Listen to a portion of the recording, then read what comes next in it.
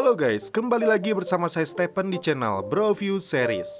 Kali ini saya akan melanjutkan kembali alur cerita film dari Viking. Dan sekarang kita masuk ke season 4 episode yang ke-15 dan ke-16. Untuk itu, sebelum masuk ke ceritanya, seperti biasa siapkan apa? Ya tentunya Kopai dan Utbray untuk menemani kalian dalam menonton alur cerita film ini. Dan sekarang kita masuk ke filmnya. Di awal film, diperlihatkan Raja Ragnar Lothbrok sedang mendekam di dalam sel. Sesuai kesepakatannya dengan Raja Egbert, dia minta dirinya diserahkan kepada Raja El, tapi syaratnya Ivar diantarkan pulang ke Kattegat. To take your son, Ivar, today. I'll have him brought to you.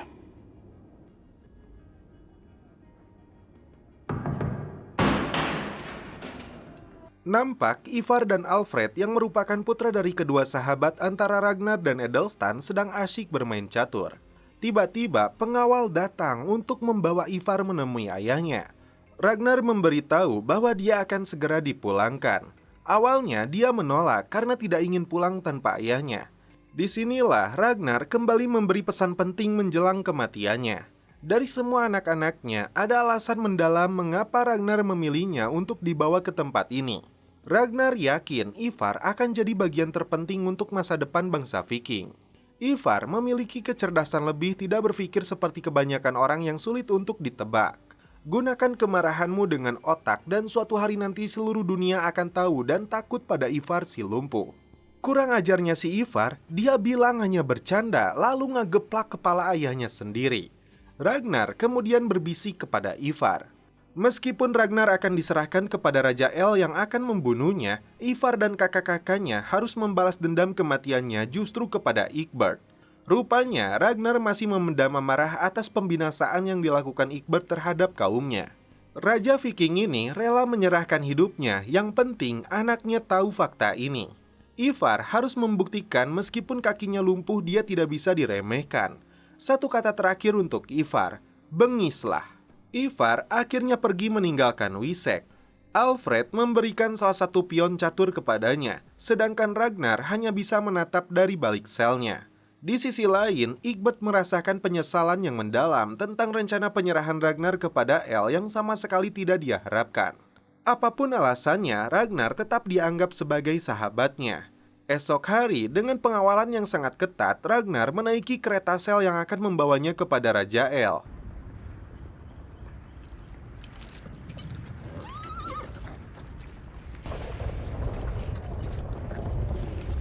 Hujan deras turun mengawali momen penting ini. Saat itulah Ragnar memberikan kalung peninggalan Edelstan kepada Alfred. Thank you. In the end, Athelstan.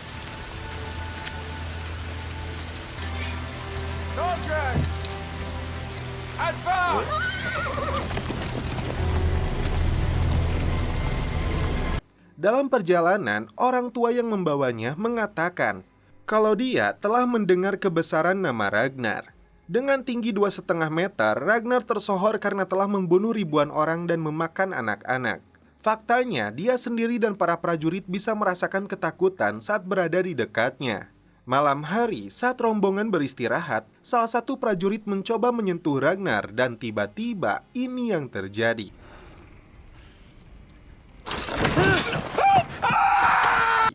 Prajurit itu sangat ketakutan, padahal Raja Viking ini hanya ngeprank. Malam hari, Egbert yang gelisah memutuskan untuk berjalan kaki menyusul rombongan prajurit yang membawa Ragnar menggunakan jubah hitam. Pagi harinya, rombongan melanjutkan perjalanan. Saat Ragnar bertanya kepada si kusir di mana lokasi ini, terungkap jika pria tua ini orang buta, tapi anehnya dia bisa melihat Ragnar. Seperti yang pernah dikatakan si peramal, akhir hayatnya akan tiba di saat orang buta bisa melihatnya. Tiba-tiba Ragnar melihat orang tua ini sebagai si peramal.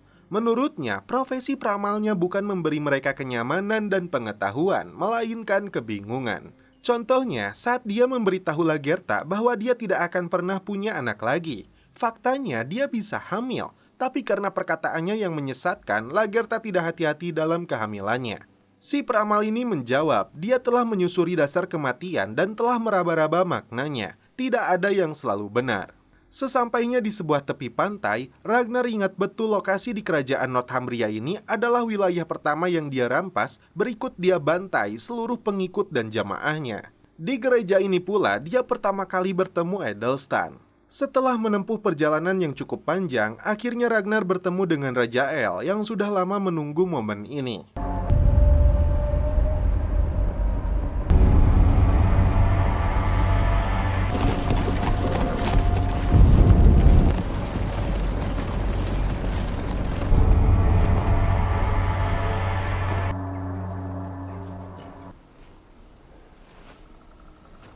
It's taken you a long time to return, Ragnar Lothbrok, and I thank God and all his angels. Dia bertekad Ragnar akan merasakan penderitaan dulu sebelum nyawanya diambil.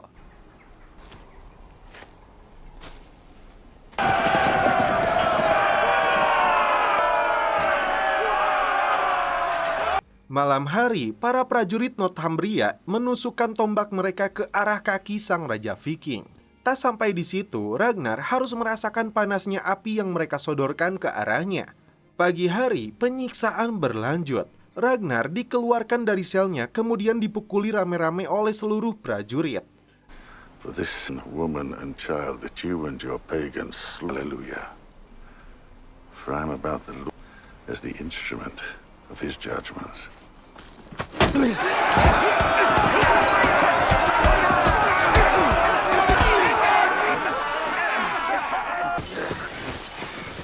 Raja El memaksa Ragnar untuk minta ampun. Tapi tidak sedikit pun Ragnar mau membuka mulutnya. Dari awal dia sudah pasrah dengan cara kematian yang dipilihnya. That's why we should sail west.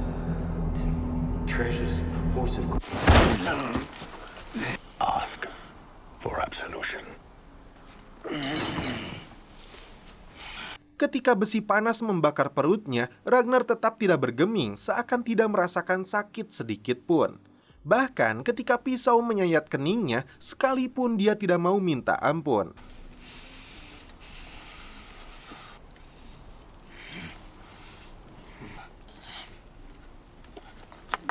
How the little piggies will grunt.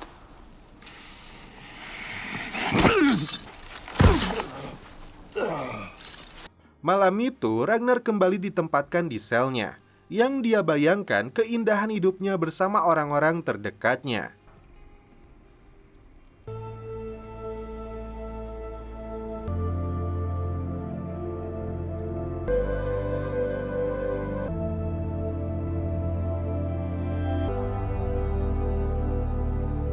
Our Father, who art in heaven. Di keesokan paginya, terlihat Raja Egbert dengan jubah hitamnya telah sampai untuk menyaksikan detik-detik kematian sahabatnya. Di bawah telah dipersiapkan sebuah lubang yang diisi dengan ratusan ular berbisa.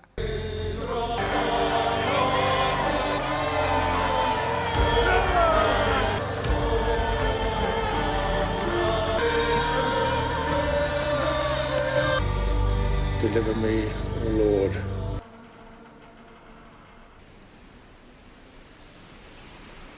Menjelang detik-detik kematiannya, Ragnar mengatakan kepada mereka semua tidak ada penyesalan dalam hidupnya. Dia justru senang Valhalla telah menantikan kedatangannya. Tidak ada ketakutan saat memasuki istana Odin itu.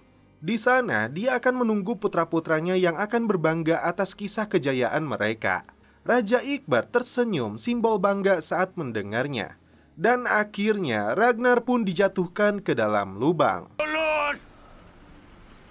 From my...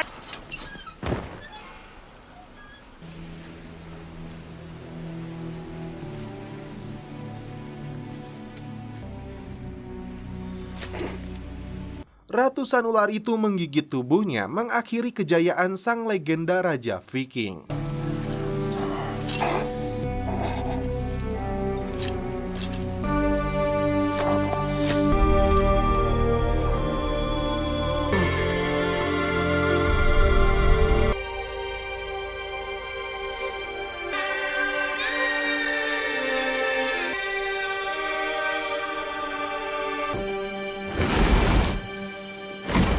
Singkat cerita, Ivar telah sampai di Kattegat.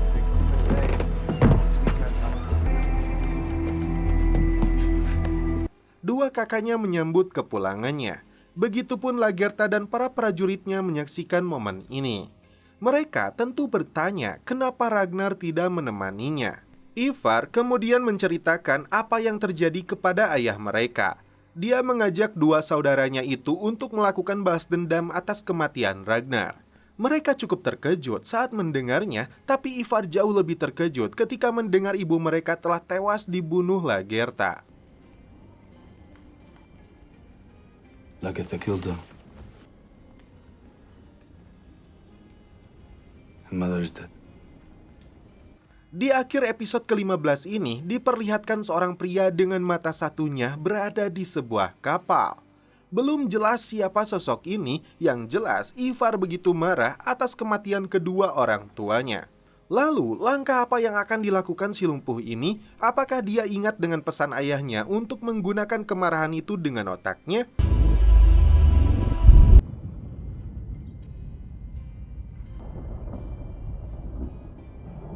Lagertha tidak percaya jika Ragnar telah mati. Meskipun Ivar telah menceritakan semuanya, tapi dia tidak melihatnya secara langsung. Tidak ingin mengecewakan Ragnar dimanapun saat ini dia berada, Lagertha bertekad untuk membawa kejayaan bagi Kattegat. If he is dead, I must pick up the burden. Ragnar hated it. It weighed him down. then why do it to yourself? I think Ragnar is looking at me, and I can... Or you, or Torfi. If I walked away now, what would they say? Edelwulf meminta kepada ayahnya untuk mempersiapkan diri terhadap ancaman dari bangsa Viking setelah kematian Ragnar. Meskipun Egbert telah melakukan kesepakatan dengan Ragnar, yang akan diserangnya adalah Raja El, tapi putranya tidak percaya dengan hal itu. Bahkan ayahnya dianggap salah karena telah melepaskan Ivar. Egbert mengalah. Dia minta putranya ini untuk mengumpulkan pasukan dan membentuk pertahanan diri. Sementara itu, Egbert sendiri akan fokus untuk mengajar Alfred yang dinilainya punya bakat yang baik dan penuh tanggung jawab. Di sebuah sungai dengan pengawalan anak buah Lagertha, Ubbe dan Sigurd merencanakan balas dendam, tapi karena tidak ada siapapun yang mendukung langkah ini, alhasil nyali mereka ciut. Sementara itu, Ivar sendiri hanya bisa meluapkan kemarahan dan kesedihannya dengan berteriak sekuat-kuatnya.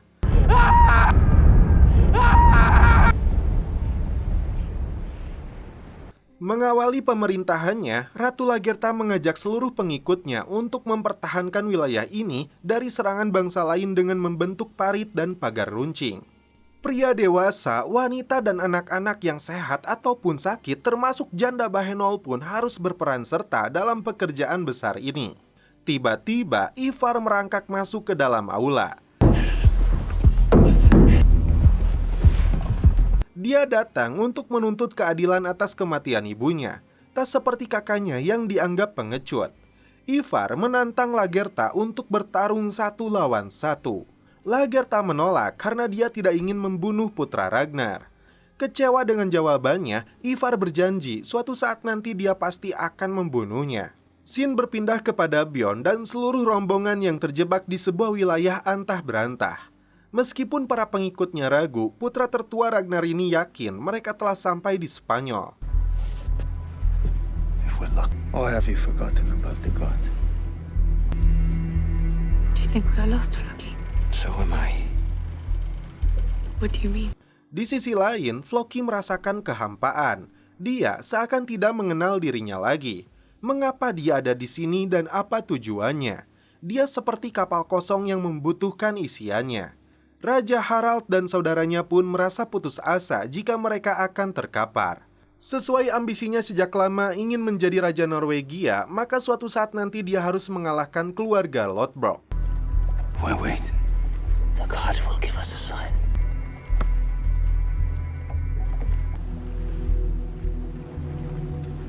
Singkat cerita, di saat mereka sudah kehabisan air minum dan perbekalan, nampak sebuah daratan. Satu langkah lagi yang harus mereka temukan, yaitu sebuah pelabuhan. Rollo mengungkap wilayah Spanyol ini dihuni mayoritas Muslim. Bulat dengan tekadnya, Ivar membuat sebuah senjata yang akan digunakan untuk membalas dendam kematian orang tuanya. Saat melihat kembali Margaret, Ubbe kembali mendekatinya. Dia tidak pernah menyalahkannya. Ubbe membutuhkan Margaret kapanpun dia butuhkan. Seluruh rakyat Kattegat bahu-membahu membentuk pertahanan diri dari kerajaan lain atau bangsa manapun yang akan mengganggu kedaulatan Kattegat. Di malam harinya, Bjorn dan seluruh pasukannya sampai di pelabuhan menyerang bangsa Spanyol untuk merampas harta benda mereka. Rakyat Spanyol sama sekali tidak menyadari malam itu menjadi hari yang kelam bagi mereka diserbu bangsa paling barbar.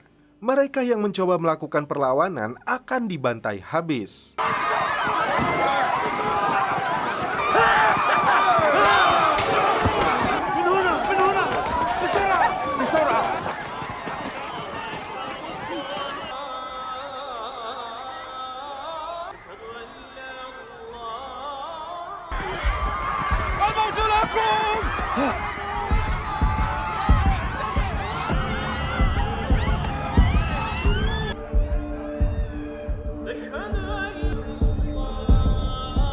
Sementara itu, Raja Harald dan pengikutnya yang bengis tidak ragu untuk membunuh dan merampas harta benda.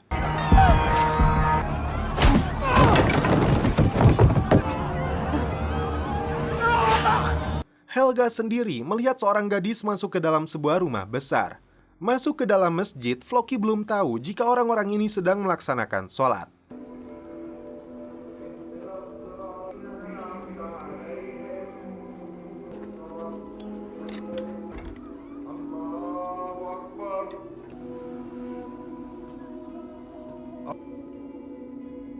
Allahu Akbar. Ar-Rahim. Malik Yaumid. Tidak seperti yang biasa dia lakukan sebelumnya, main bantai saja. Kali ini Floki merasakan hal yang berbeda. Seakan ada sesuatu yang menarik dan mengisi hatinya. Allahu Akbar. Floki, Malik Yaumid. what are you doing? Di Kattegat sendiri, Lagertha yang sedang tidur tiba-tiba terbangun merasakan kehadiran Ragnar. Rindunya begitu kuat meskipun dia sudah menjadi mantannya. Ragnar, enjoy Valhalla. Forget me. Leave me. Ragnar. Rollo dan rombongan kemudian masuk ke rumah besar yang dimana Helga sedang berdiri melihatnya.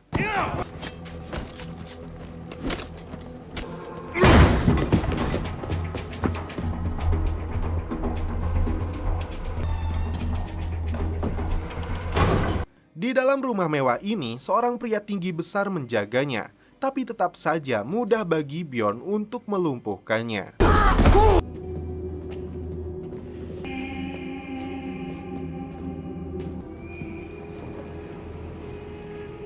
What kind of place is this? Where are their gods? Allahu I Akbar. hate that noise. Stop! Stop! No. Not in this place. I forbid to kill me first. You heard what Floki said. Leave. Leave. Allahu Akbar.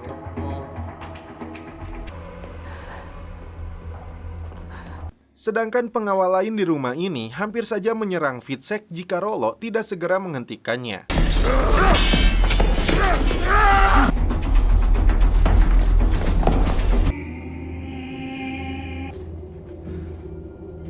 Tiba-tiba mereka menemukan seorang penjaga yang memilih untuk bunuh diri saat menjaga sebuah ruangan rahasia.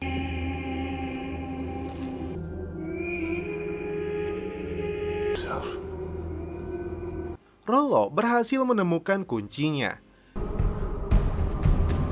What do you think he... Dan saat dibuka, mereka menemukan puluhan wanita cantik dari rumah ini.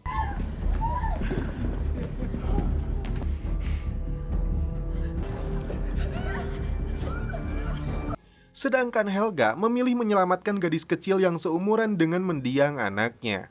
Tidak ingin ketinggalan pesta, Harald dan anak buahnya ikut masuk ke rumah mewah ini.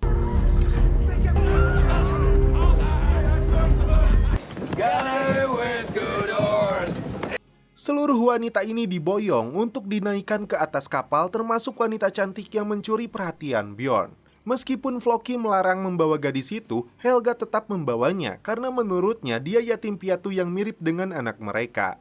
Tapi What do you want to do with her, Helga? No. Look, she is coming. No, she's not.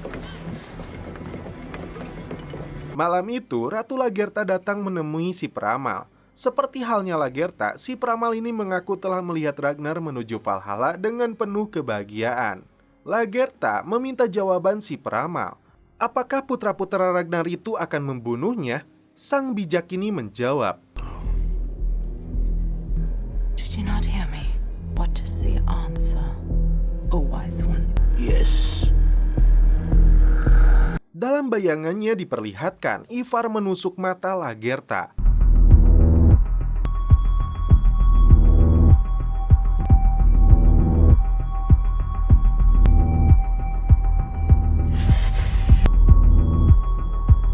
Para pimpinan ekspedisi berdiri sejajar merasa puas karena berhasil sampai di Laut Mediterania. Lebih jauh dari perkiraan mereka sebelumnya, bahkan melebihi mimpinya Ragnar. Tiba-tiba, Bjorn menyaksikan ratusan burung gagak hitam terbang di belakangnya.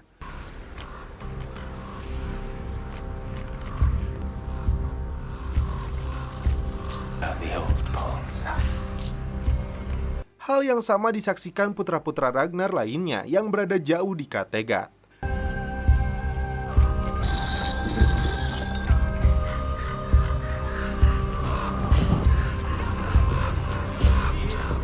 Secara mengejutkan, pria bermata satu itu mengatakan kepada Ivar, ayahnya telah tewas dimangsa ratusan ular. Ragnar kini terbaring di dinginnya Iron Earth. Seperti yang dikatakannya kepada Ivar, Ubbe, Sigurd, Bjorn, dan Fitzek pun menerima pesan yang sama.